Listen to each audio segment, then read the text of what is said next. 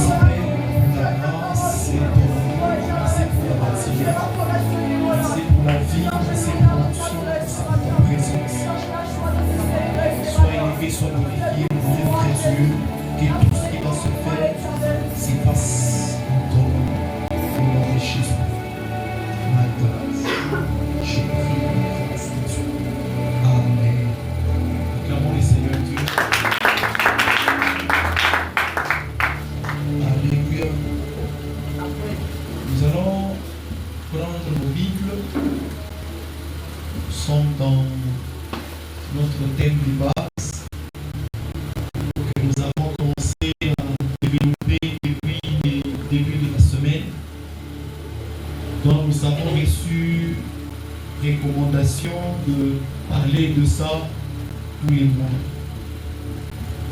Amen. La Bible dit dans Josué chapitre 24, le verset 15, si c'est notre thème de base, Josué chapitre 24, verset 15, la Bible dit: et si vous ne trouvez pas bon de servir l'Éternel, choisissez aujourd'hui qui vous allez servir. Ou les dieux que servaient vos pères au-delà du fleuve, ou les dieux des Amoréens dans le pays desquels vous habitez. Moi et ma maison, nous servirons l'Éternel. Je vais prendre le deuxième livre, c'est 1 Samuel chapitre 1, verset 11. La Bible dit: et elle fit un vœu. Elle fit un vœu et dit: Éternel des armées, si tu veux regarder l'affliction de ta servante, et si tu te souviens de moi, et n'oublie pas ta servante, et que tu donnes à ta servante un enfant mâle, je le donnerai à l'Éternel pour tous les jours de sa vie. Et les rasoirs ne passera pas sur sa tête. Acclamons la lecture de la parole de Dieu dans notre personne. Amen. Que Dieu nous bénisse.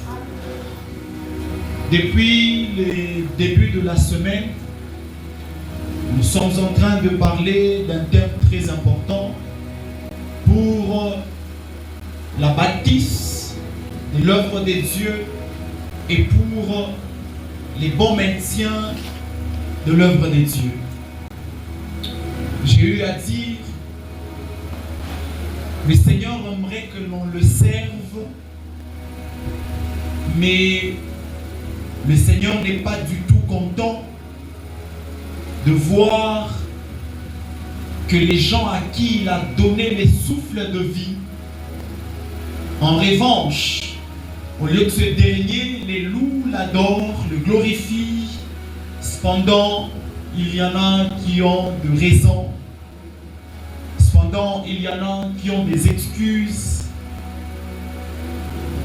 Lorsque vous irez dans tous les quatre coins de la ville aujourd'hui, pourquoi pas seulement la ville, je crois dans le monde entier, aujourd'hui c'est dimanche. À part les saints dont il y a différence des quarts d'heure, eux continuent à dormir. C'est-à-dire chez eux ça peut être samedi, la nuit. Chez nous c'est dimanche matin. Sûrement ça sera aussi un dimanche chez eux dans quelques heures. Lorsque nous avons lu avec vous les lois de Moïse, ce n'était pas du tout les lois de Moïse comme telles, c'était les lois que Dieu donne à Moïse à communiquer au peuple, puisque Moïse n'était qu'un écrivain et un interprète de l'inspiration. La Bible dit, Dieu créa le premier jour, le deuxième jour, le troisième, le quatrième, le cinquième, le sixième, le septième jour, Dieu se reposa de son œuvre qu'il avait faite.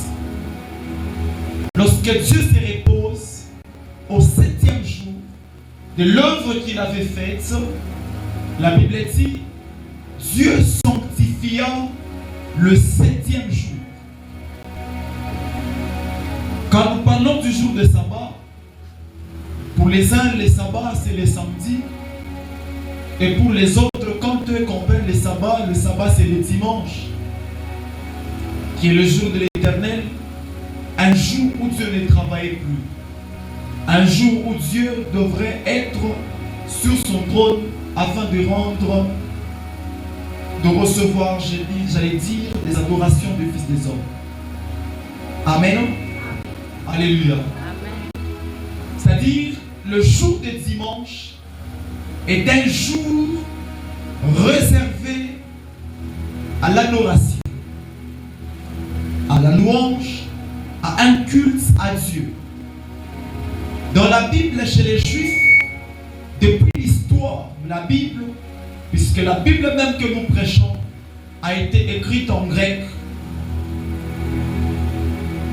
la Bible que nous prêchons est un message dont nous avons été inspirés de certains écrivains que Dieu a utilisés comme des prophètes du temps. Chaque prophète du temps avait laissé un verset de la Bible, une écriture. Et aujourd'hui, on en parle par rapport au temps dans lesquels Dieu l'avait instauré pour qu'il amène un message. Voilà pourquoi j'ai toujours dit, un prophète, c'est celui-là qui a un message et non celui-là qui est toujours à dire je vois, j'entends. La fois passée, j'avais dit ceci. Les domaines les plus petits dans le monde spirituel, c'est les domaines prophétiques. Alors si quelqu'un est en train d'aimer la prophétie, les prophétiques, d'abord, s'il priorise le prophétique, il est encore païen. Si quelqu'un pense que la grandeur dans le monde spirituel, c'est d'abord je veux, j'ai entendu, il est d'abord païen encore. Un chrétien, c'est celui d'abord qui aime Dieu, Et puisqu'il aime Dieu, il va mettre tous les dons spirituels à lui. Est-ce qu'on aime Dieu? C'est une question. Alléluia. Avant ma croyance en Dieu, j'étais quelqu'un qui aspirait au don. J'étais quelqu'un qui pensait que Dieu c'est d'abord les dons. C'est après le don que j'ai compris que j'étais dans une erreur. J'ai fini par comprendre que Dieu c'était d'abord autre chose. Alléluia. J'ai fini par comprendre que Dieu c'était d'abord l'aimer, le choisir, les suivre, et puis les dons spirituels viennent après. Alors, les jours des dimanches étaient un jour qu'on ne pouvait pas travailler. On ne pouvait pas trouver les chants, les matins, l'heure d'adoration, l'heure de rendre un culte à Dieu, en train de travailler. Il était strictement interdit et recommandé dans la loi de Moïse que les dimanches, personne n'allait travailler. Personne ne pouvait torchonner dans la maison le matin d'abord. Personne ne pouvait lessiver d'abord. Personne ne pouvait faire d'abord la vaisselle. Tout le monde allait d'abord être au lieu d'adoration. Puisque Dieu avait donné à l'homme 6 jours et Dieu avait gardé un jour. Et lorsque Dieu donne à l'homme 6 jours, c'est pour que l'homme travaille pendant 6 jours. Mais Dieu avait gardé un jour qui est le 7e jour. Alors, le 7e jour est un jour sanctifié. Le 7e jour est un jour que Dieu avait réservé pour que le peuple ferme les portes de magasins, pour que le peuple ferme les portes des entreprises, pour que le peuple ferme les portes de leur travail et va au lieu d'adoration, puisque le 7e jour, que le dimanche, était un jour d'adoration. Alors, ça fait pitié de voir qu'il y en a jusqu'à présent dans la génération n'ont pas encore compris que Dieu leur avait donné le 6 jours et que le 7e était un jour où personne n'allait rester chez lui. Tout le monde allait être dans la présence de Dieu pour ne fût-ce que dire merci à Dieu pour les souffles de vie. Amen. Voilà pourquoi lorsque vous lirez l'histoire de Laman, la Bible dit Laman tombait du lundi au samedi. Laman n'est tombé jamais les dimanches. Quand vous lirez la Bible dit Laman n'est tombé jamais dimanche. C'est-à-dire, les enfants d'Israël se nourrissaient de la manne, mais la manne tombait du lundi jusqu'au samedi. Les dimanches, la manne ne pouvait plus tomber parce que Dieu s'arrangeait. Le samedi, il donnait la manne 2 fois. Le samedi, il donnait la manne 2 fois. Puisqu'il savait le dimanche, je ne viendrai plus donner la manne. Donc je donne la manne que vous allez manger samedi. Et je vous rajoute seulement le samedi la manne que vous allez manger dimanche. C'est-à-dire vous allez garder pour vous une partie que vous mangerez le dimanche. Puisque le dimanche, je ne travaille pas. C'est-à-dire, même Dieu ne faisait plus rien le dimanche. Dieu était assis en train d'attendre l'adoration des fils des hommes. Amen. Alors, pour un chrétien, un enfant de Dieu a son sens. Un enfant de Dieu qui est enseigné. Un enfant de Dieu acquérant de connaissances. Un enfant de Dieu étant instruit dans la parole. C'est lui qu'on appelle un chrétien.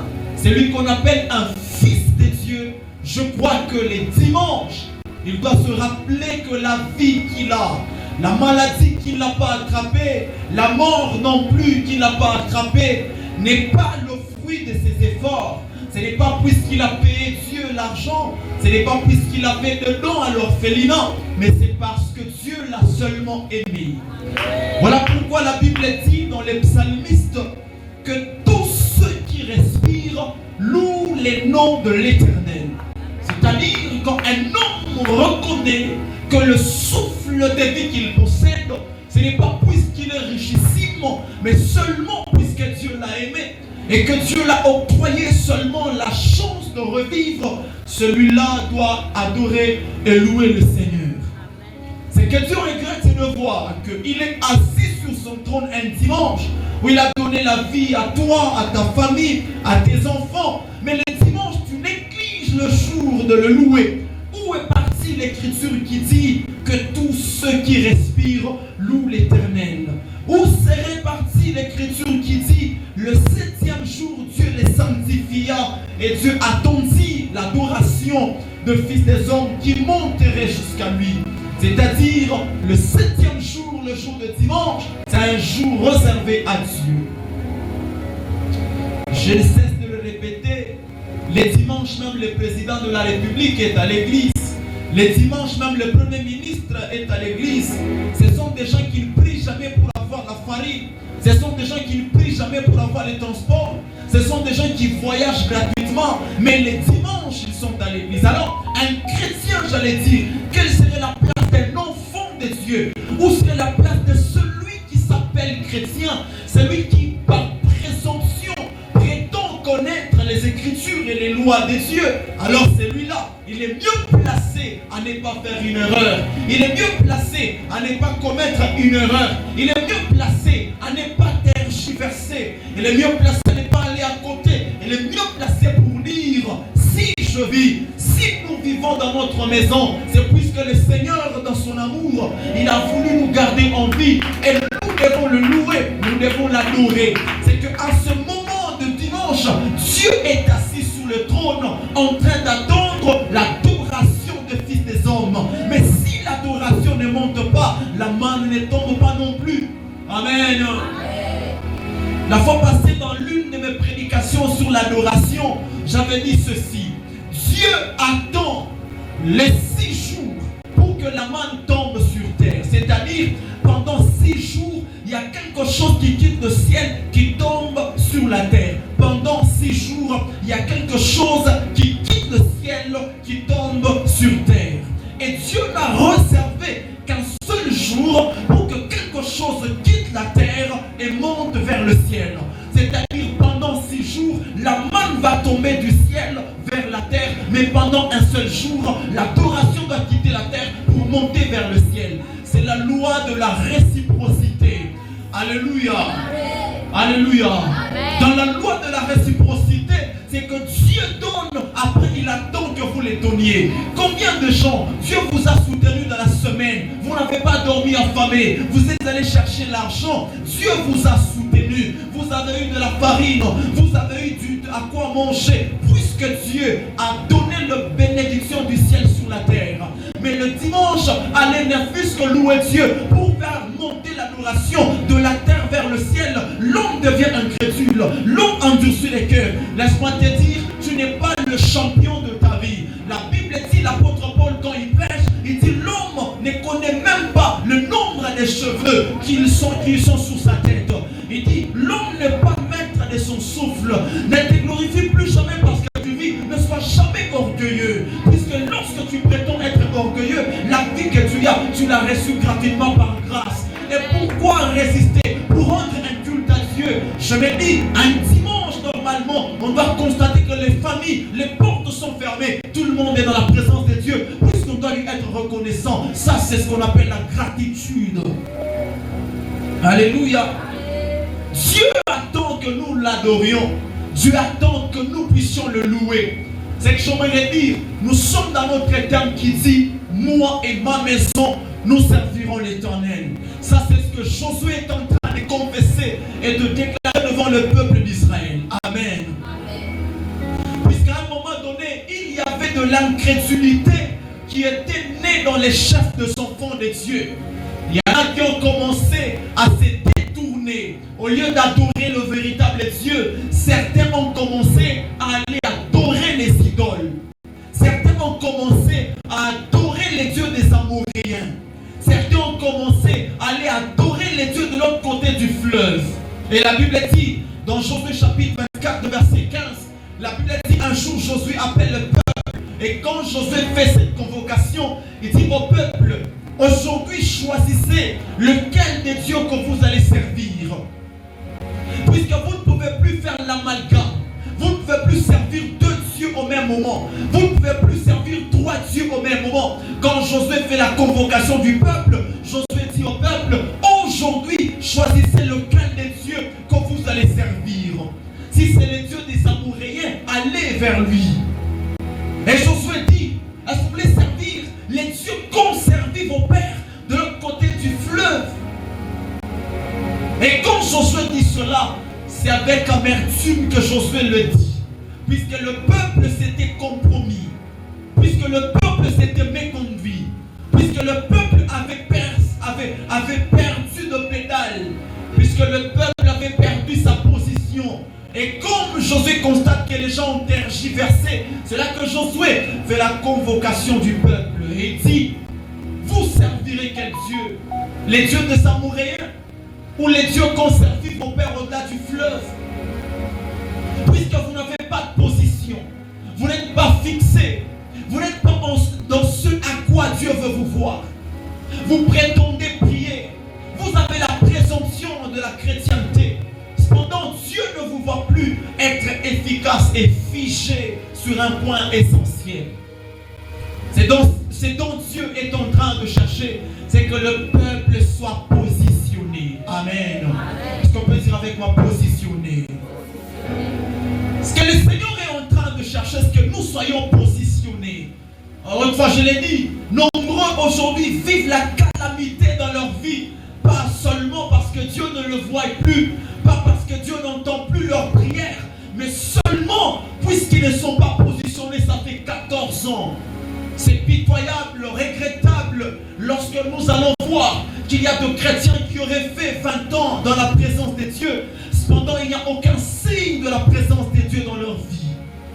Alors que je crois fermement qu'il y en a qui peuvent faire un seul jour et Dieu change sa destinée. Alors j'aimerais rétorquer sur le fait que j'avais parlé autrefois, que nous devons faire très attention. Dieu a besoin que nous puissions être positionnés. Manque de position nous met dans l'air. Manque de position ne permet pas à Dieu de savoir où on est. Manque de position ne permet plus à Dieu de découvrir on est où finalement. Tel qu'on est, Dieu a exactement où il veut nous voir. Et si on n'est plus là où Dieu veut nous voir, c'est ce qui pose problème devant le Seigneur. Josué regarde le peuple et dit, jusqu'à quand vous serez de deux côtés? Jusqu'à quand adoriez-vous les dieux de Amoréens? Jusqu'à quand resteriez-vous clochés devant auprès des dieux étrangers? Josué le dit avec amertume. Quand il regarde que dans le chef de son enfant de Dieu, il y a manque de position. S'il vous plaît, je suis l'un des prédicateurs que Dieu a mis dans cette génération pour ne pas flatter le message, mais de dire la vérité. Un petit moment, la vérité fait mal quand on l'entend, mais elle guérit quand on la reçoit. Alléluia. Vous savez, lorsqu'on dit quelque chose, certaines personnes pensent qu'on les attaque. Quand on dit la vérité, certaines personnes pensent qu'on les a visés. Quand on dit la vérité, certains diront les pasteurs nous a prêché ce nous. Un moment, j'étais en train de regretter d'entendre certaines personnes dire aujourd'hui ce que les pasteurs étaient en train de prêcher, exactement il était en train de parler. Écoutez-moi, lorsque nous prêchons, cela veut dire qu'on s'adresse à vous. Je vais bien parler. Lorsque nous prêchons, on ne s'adresse pas à la foule, on s'adresse à toi. C'est-à-dire lorsque tu sens que la prédication t'a touché, lorsque tu sens que la prédication apparemment t'est visée, c'est-à-dire elle t'est concernée. Alléluia. Amen. Comment ferions-nous? Puisqu'exactement, si je suis en train de prêcher sur abandonner les vols, s'il y a un voleur dans la salle, il va penser que c'est à lui que je suis en train de m'attaquer. Mais exactement, le message te concerne pour que tu arrêtes de voler. Alléluia. Alléluia. Amen. Nous allons le dire sans excuse, puisque c'est ça qui sauve. Ça me servirait à quoi de venir vous flatter? Ça me servirait à quoi de vous dire ce que Dieu ne m'a pas dit? Ça me servirait à quoi de tenter de vous plaire? Ça ne me servirait à rien. Plutôt ce serait le temps pour moi d'aller chercher l'argent. Et si je me dis je dois être ici, occupé à parler, alors je dois dire la vérité. Alléluia. Amen. Jusqu'à quand clocherez-vous de deux côtés? Jusqu'à quand servirez-vous les dieux des Amoréens? Dieu a besoin que nous puissions être positionnés. Amen. Tu es chrétien. Lorsqu'on te sollicite, on te dit, le voisin de l'autre côté, il applique un peu des tiges, il applique un peu des racines. Si tu prends ces racines-là, tu vas faire une prière. Dans cette prière, tu vas mettre ces racines, tu vas allumer 14 bougies et tu vas appliquer 2 œufs. Si tu es chrétien vraiment, si vraiment tu connais Dieu, tu ne vas pas être tenté à aller faire ces choses. C'est ce qui complique, c'est que nous ne sommes pas positionnés. Soit c'est Dieu, soit c'est le diable. Amen. Amen. Josué dit, moi et ma maison nous servirons l'Éternel. Si moi et ma maison nous devons servir l'Éternel, c'est-à-dire moi et ma maison, on doit être instruits. Amen. Je prie que Dieu vous donne de maris chrétiens, de femmes chrétiennes au nom de Jésus.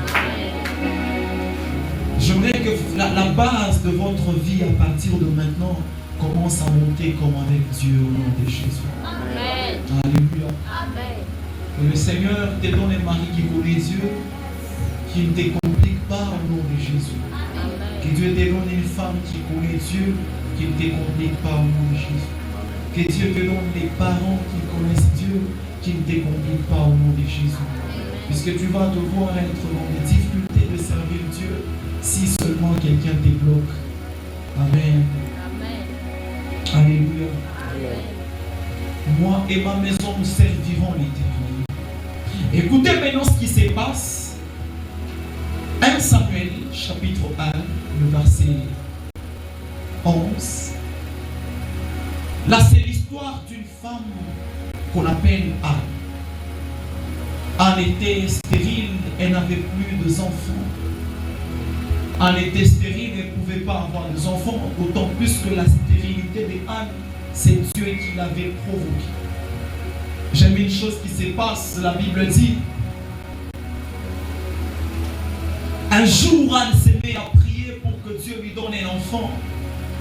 Anne a prié, Anne a prié, Anne a prié pour que Dieu lui donne un enfant. Et pendant que Anne priait, Dieu n'avait jamais répondu à sa prière. Un jour, elle se retrouve dans les temples devant un prophète ou un sacrificateur qu'on appelait Élie. La Bible dit, elle était en train de remuer les lèvres. Arrivé à un certain niveau, les versets 11, je pense, la Bible dit, elle fait un vœu à l'Éternel. C'est ce que j'aime, c'est le vœu de Anne. Anne dit à Dieu, Seigneur, si tu daignes regarder l'affliction de ta servante, et si tu te souviens de ta servante, ne regarde pas ce mot, et si tu te rappelles de ta servante, que tu peux lui faire de bien, et que si tu peux lui donner un enfant, un mâle, un garçon, je l'offrirai à toi. C'est qu'en d'autres termes, la famille de Anne est donnée en offrande avant son existence. C'est qu'en d'autres termes, un jour je parlerai de ça. Anne n'a pas donné naissance qu'à un fils, mais Anne a donné naissance à une offrande. Puisqu'exactement, lorsque Anne priait pour avoir l'enfant, Anne l'avait déjà déposé dans les paniers. Il ne restait que l'accomplissement. Il y a ce qu'on appelle l'offrande. L'offrande est offrande quand elle est dans la main. Mais lorsque l'offrande est sur l'autel, ça devient un sacrifice, puisque c'est déjà sacrifié. Lorsque Anne fait la prière, Anne dit à Dieu, Seigneur, j'aimerais maintenant que tu regardes ma vie, que tu te souviennes de moi et que tu me donnes un garçon. Si tu me donnes un enfant, un garçon, je l'offrirai à toi. C'est qu'en d'autres termes, au-delà de ce que Anne attend pas seulement un enfant, mais Anne attend une offrande. Alléluia. Amen. Anne a dit, je donnerai cet enfant à toi, je l'offrirai à toi, il te servira. C'est que Anne traite même alliance. Il dit, cet enfant sera un Assyréen. Le rasoir ne passera plus sur sa tête. Quand le rasoir ne passera pas sur sa tête, cet enfant sera offert à Dieu, sera consacré à Dieu, sera donné dans la maison de l'Éternel. La Bible dit, lorsque Anne fait cette prière dans le verset 11, cela que Dieu exauça sa prière. Toutes les fois que Anne priait, Dieu n'avait jamais exaucé sa prière. Mais les jours que Anne comprend que je ne dois pas attendre un enfant, mais je dois attendre une offrande, c'est là que Dieu exauce la prière. La Bible dit, Anne dit à Dieu, si tu me donnes un garçon, je l'offrirai. C'est-à-dire, lorsque l'enfant viendra, pour les autres, ça sera un enfant, mais pour Anne, ça sera un sacrifice, une offrande. Et la Bible dit, l'Éternel exauça sa prière et Dieu lui donne un enfant. Et quand le Seigneur lui donne un enfant, Anne prend l'enfant pendant très très peu de jours, après lequel Anne va dans le temple, elle accomplit les vœux qu'elle avait eu à faire à Dieu. Elle dit, Seigneur, regarde l'enfant que je t'avais promis. Je suis venu exécuter ce que j'avais dit. Je suis venu donner cet enfant en offrande devant les seigneurs. Et la Bible déclare que l'enfant qui était Samuel a grandi dans les temples à côté de Élie le sacrificateur. Alléluia. Lorsque l'enfant grandit dans le temple à côté d'Élie le sacrificateur, où était sa mère? Sa mère était quelque part et n'avait pas des enfants. Maintenant le problème c'est lequel? Est-ce qu'Anne avait besoin des enfants? Puisque lorsque Anne reçoit l'enfant, l'enfant devrait rester à côté d'elle pour qu'elle dise, voici mon enfant. Mais Anne reçoit l'enfant, elle amène cet enfant dans la maison de Dieu. Elle reste encore sans enfant. C'est qu'elle n'est plus stérile, puisque le nom de la stérilité est déjà effacé depuis le jour qu'elle avait reçu l'enfant. Mais l'enfant n'est pas avec lui, l'enfant est en offrande parce qu'il est donné en sacrifice, mais elle s'en fout. Quand même les titres de stérilité est effacé à cause de la présence d'une offrande. Et ce qui s'est passé quoi? La Bible dit, lorsque Anne était toujours dans la présence de Dieu, le Seigneur se souvient d'elle. Le Seigneur écouta sa prière. Le Seigneur exauça la prière de Anne. Et Dieu lui fait grâce en lui donnant un enfant. Mais cet enfant qui a été offert à Dieu. Moi et ma maison, nous servirons le Seigneur.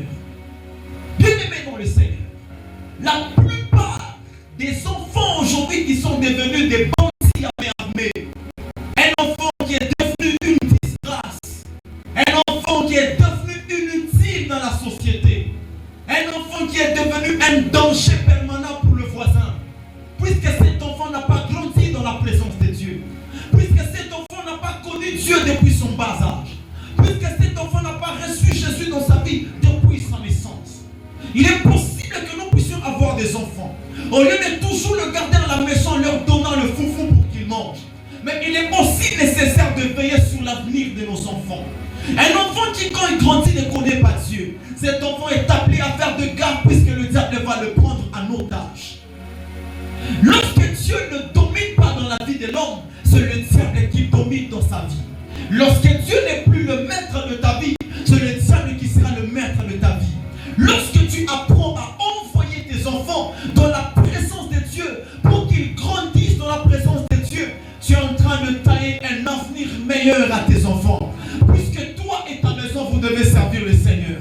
La Bible dit, Anne n'a pas refusé de donner son fils à Dieu, comme l'a fait cet homme d'Abraham. Abraham non plus n'a pas refusé de donner son fils à Dieu. La Bible déclare dans Genèse Éternel, je lui dis que tu vas aller sur l'une des montagnes que je te dirai. Tu vas offrir ton fils Isaac en sacrifice. Abraham n'a pas refusé. Abraham scella son âne et ses serviteurs. Ils partirent au lieu où le Seigneur l'avait orienté. Lorsqu'ils y arrivèrent, la Bible dit ils élevèrent un autel. Abraham il posa son fils et lui présenta en sacrifice devant le Seigneur. Alléluia. Amen. Moi et ma maison, nous devons servir le Seigneur. C'est-à-dire que tu dois atteindre le niveau où tu ne prives rien à Dieu. Moi et ma maison, nous servirons le Seigneur. C'est-à-dire que tu dois atteindre un niveau selon lequel tu ne dois pas voir l'œuvre de Dieu en péril. Moi et ma maison, nous servirons le Seigneur. C'est-à-dire que tu dois te tracasser dans la maison sur ton oreiller lorsque tu apprends que dans l'église, il y a quelque part où ça soigne. La maison de Dieu doit être très bien entretenue par les gens qui comprennent qui est Dieu pour eux. Par les gens qui comprennent qui est Dieu dans leur vie. Alléluia. Anne a donné son fils en sacrifice. Exactement, elle avait besoin d'un enfant. Mais après l'avoir reçu, elle dit, à quoi ça me servirait de le garder si au départ je ne l'avais plus, mais Dieu s'est contenté de me le donner. Pourquoi ne le lui donnerais-je plus? La Bible dit, elle lui donna le fils qu'elle avait reçu et lui dit, celui-ci je te le donne en sacrifice. Moi et ma maison, nous servirons le Seigneur. C'est qu'on doit avoir des horaires et des programmes pour le Seigneur. Moi et ma maison, nous servirons le Seigneur. C'est que ton mari va savoir que tu es prophétesse à l'église. Moi et ma maison, nous servirons le Seigneur. C'est que ta femme doit savoir que c'est toi qui dois prêcher les cultes aujourd'hui. Moi et ma maison, nous servirons le Seigneur. C'est que tes enfants doivent savoir qu'à 14h, tu iras à la répétition. Moi et ma maison, nous servirons le Seigneur. C'est que chacun d'entre vous doit savoir que dimanche, on ne va pas rappeler à quelqu'un d'aller à l'église. Moi et ma maison, nous servirons le Seigneur. C'est que lorsque l'on apprendrait que l'église n'est pas propre, tout le monde viendra s'inquiéter pour ce travail. Moi et ma maison, nous servirons le Seigneur. C'est arrivé à un niveau de conscience de dire, nous étions à côté, voilà pourquoi on n'était pas bénis. Maintenant, c'est le temps de nous donner à Dieu. Plusieurs d'entre nous ne tolèrent pas qu'on leur dise cela puisque ça te fait mal. Mais laisse-moi te dire, Dieu m'a mandaté pour dire la vérité au grand clair. C'est que tu es à côté. Et voilà pourquoi beaucoup de choses te résistent. Sois en position. Une famille qui ne sert pas Dieu complètement, on risque de donner la sorcellerie aux enfants. On risque de donner la sorcellerie aux autres personnes. Et voilà, on va créer une porte d'entrée dans la maison. Toi, tu viens, tu pries. Il y a quelqu'un qui ouvre une porte pour les démons. Tu viens, tu pries. Il y a quelqu'un qui ouvre une porte pour les démons. Alléluia. Un jour, on va parler de la sorcellerie. Alléluia. Il vit tout quoi? Est-ce que je vois tout ça? Comment on va dire la main de ta chambre? Alléluia. Je te demande de pourquoi même qu'on a fait pour la gloire de Dieu.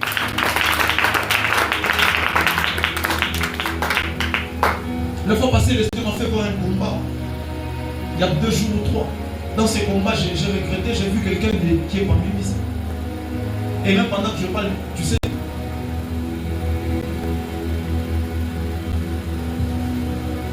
nous sommes des voyants. Alléluia. J'ai dit, mon Dieu, lui, que Dieu nous aide, acclamons les Seigneurs, mon Dieu.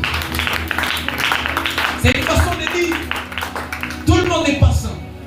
Si tu ne prends pas soin de ta vie, de ta famille, tu vas te retrouver. On t'a déjà infiltré par les démons et ça ne passe pas. Alléluia.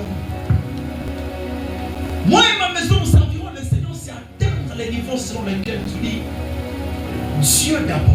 Ah, voilà ce que j'allais dire. Il y a des gens qui atteignent les niveaux de dire Dieu d'abord. Dieu. Ah, vous savez, j'aime ça. Quand quelqu'un commence à grandir dans la foi, il ne force plus rien. Il atteint un niveau où c'est Dieu d'abord. Le reste après. Moi et ma maison, nous servirons les Seigneurs. Acclamons la parole de Dieu. Acclamons le Seigneur de Jésus. Tu vas te tenir debout dans la prière et dire à Dieu, Seigneur, cet enseignement, je verrai que ça oriente et que ça bâtisse ma vie. Sabena gomu, nanai motsebe komayo, molina minanga,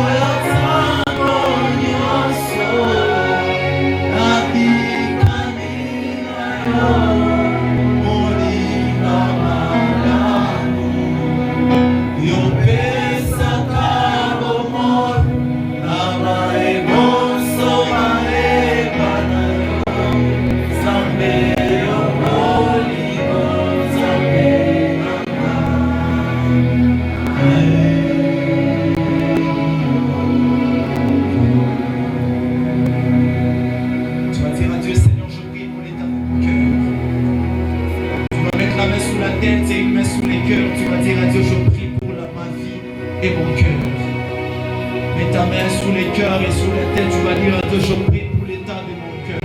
Je prie pour l'état de mon cœur. Aide à mon cœur de recevoir la vérité. La Bible dit, lorsque vous entendrez ma parole, n'endurcissez pas vos cœurs. J'enlève les cœurs durs de Pharaon dans l'esprit de Jean. L'incrédulité soit brisée au nom de Jésus. L'insensibilité soit brisée au nom de Jésus. Père, nous prions pour nos cœurs. Que nos cœurs soient prêts à recevoir la parole. Que nos cœurs aiment la vérité. Si quand on entend la vérité, ça nous trouble, enlève cet esprit d'agitation que le diable nous menace avec. Si pendant qu'on entend la vérité, on se sent attaqué, enlève ces troubles dans notre cœur et notre esprit. Si pendant qu'on entend la vérité, on se voit être visé, Seigneur, enlève en nous cet esprit du diable. Donne-nous à aimer la vérité. Donne-nous à aimer ta parole. Donne-nous à marcher selon toi. Donne-nous à marcher selon les saintes écritures. Donne-nous à